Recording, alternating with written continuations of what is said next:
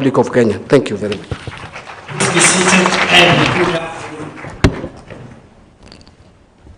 First, I apologize. I think we've taken longer than we ought to have taken. And I'll take you from what my brother C.S. Mbadi has done. I'll also not read a speech, because we all know what needs to be done. The problem with the developing world is we like talking to ourselves and talking all the time. We have very few people doing things, and we know what we need to do. And every speaker who comes here will just say the same things. The same things. I will share. I have given myself maximum 20 minutes, which I want to share equally with the governors. Because I thought it's also important for a forum like this for each of the governors to say something in a minute or two. And I hope they will not read speeches like the ministers did. Yeah, because this is not the time. Every governor has an opportunity to speak for 3 hours, 2 hours, every day in your county and organizing forums. So allow me just to say, therefore, now that I don't have a speech, I feel very honored to be part of this meeting. I have come here to represent President Ruto, who sends his greetings. He would have wanted to come. He was in Nyanza recently, he was in Western recently, and he thought because he hasn't been to Northeastern since he became president, it was important to spend some time in Northeastern. He's been there for 4 days, he's concluding today in his... And you'll allow me exactly 2 o'clock I have to leave, because again I have to see him off. He's leaving for Dar es Salaam because of the Congo issue. The EAC and SADC is meeting today, tomorrow in Dar es Salaam. Having said that, mine is just to thank you for a good conference, well organized, well structured. We expected this from Nyanza, the headquarters of professionals and professors and very intelligent people. God has blessed this region with brilliant people who have impacted tremendously to the development of our country. So this is a good conference. I plead with you next time, and let's not blame each other, involve more leaders, the members of parliament from here, the members of county assembly, and even representatives of community, people who may not be very learned, but they can pick an issue or two from a conference like this one. Having said that also, let me just spend the remainder of my minutes explaining what this administration is doing to revive and transform the economy of Kenya, empower its citizens, including its citizens in Nyanza.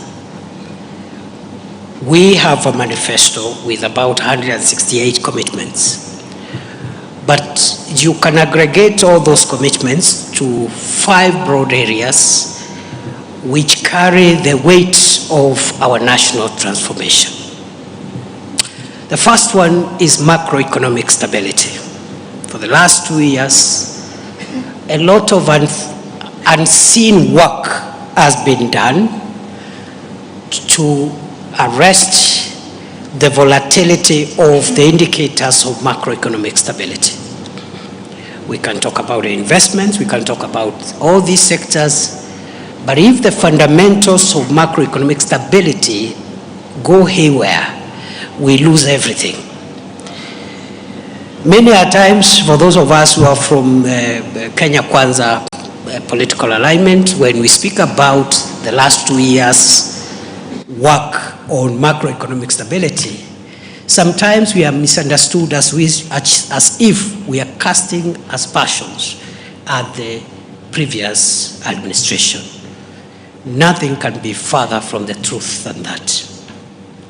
What affected Kenya's macroeconomic stability was mainly the pandemic of 2020-2021, which was a global pandemic For a year and a half, we were all shut in, we were simply locked up in our houses. There was no economic activity.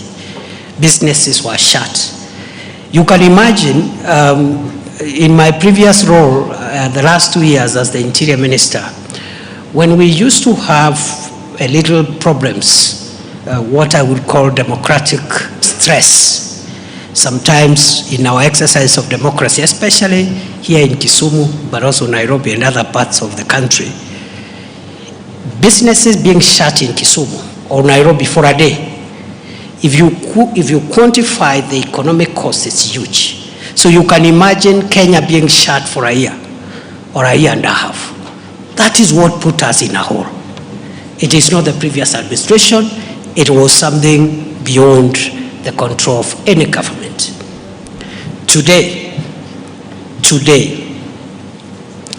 the indicators of macroeconomic stability are looking okay, thanks to the hard work of Professor Ndungu, PS Kipto, and the senior team in Treasury, because it is about the strength of the shilling. It is about interest rates. It's about inflation. It is about the cost of fuel.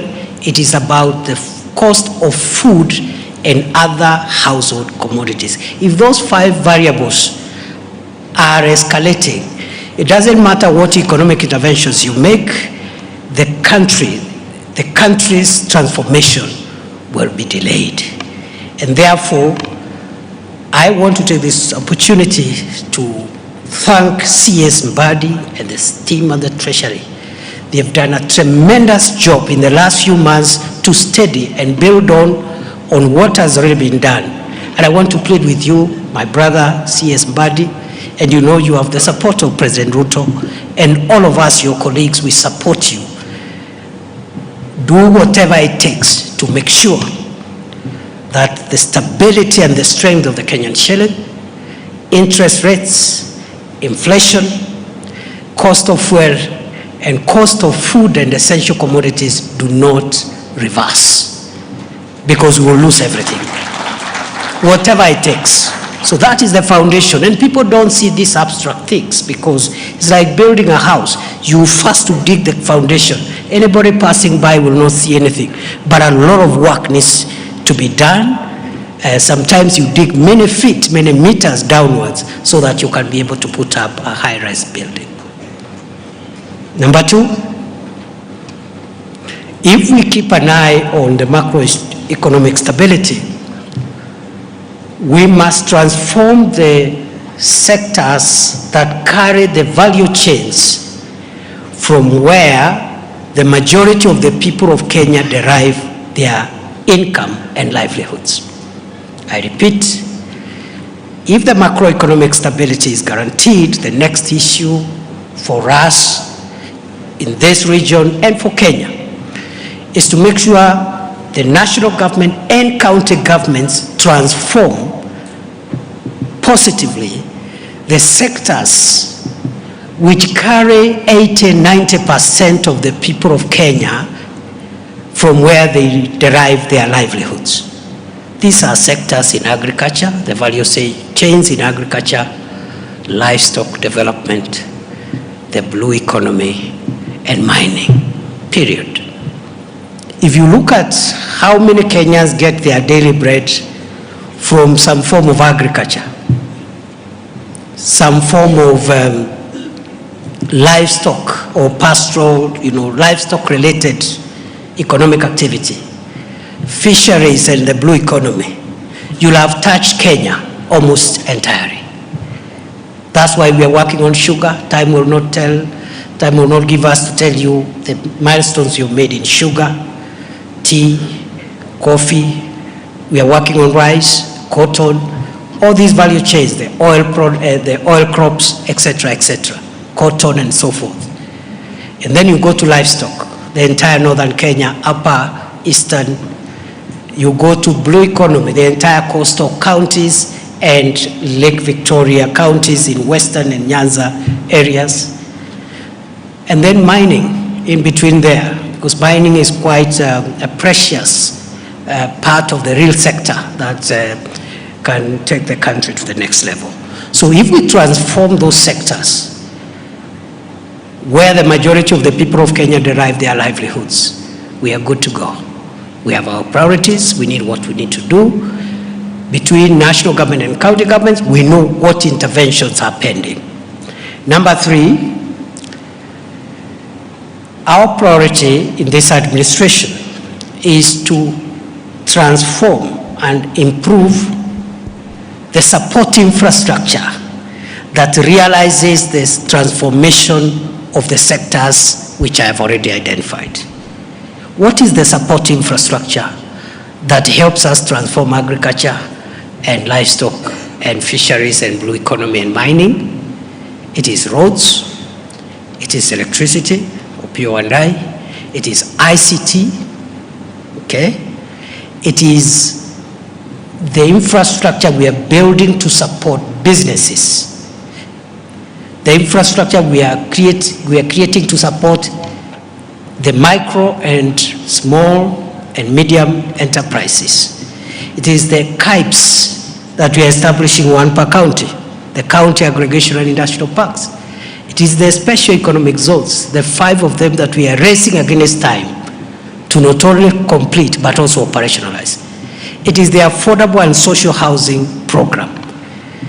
That infrastructure, ICT, the KIPES, the special economic zones, water, electricity, ICT, will help revitalize these value chains that bring wealth to the people of Kenya.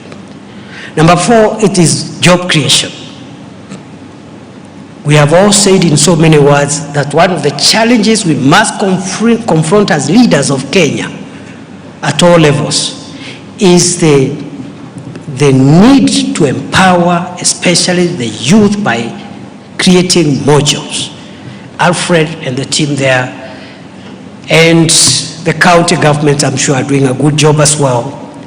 And we are attacking joblessness and job creation from all fronts.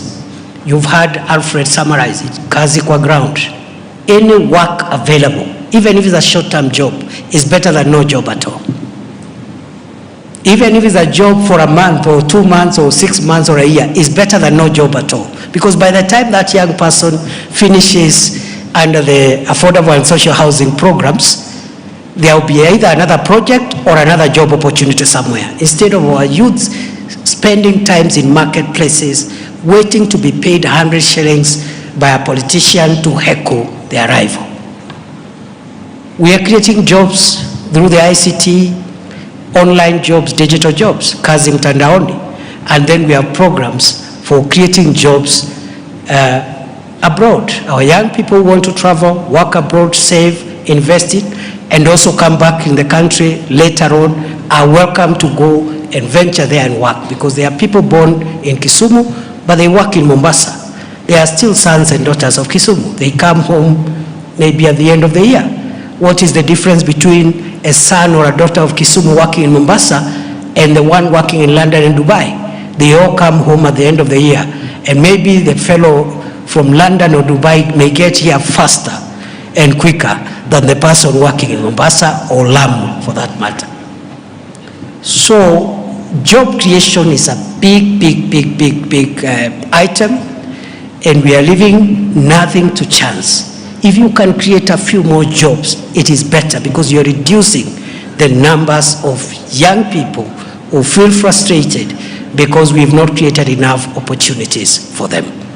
We are also creating jobs through the housing program, the climate works program. We are still hiring in the public sector. We are expanding the private sector to accommodate more jobs. And we are also having programs like the programs we are having under Nyota, under the youth ministry and others. Time will not allow me to enumerate everything. The last pillar of transforming Kenya in the shortest time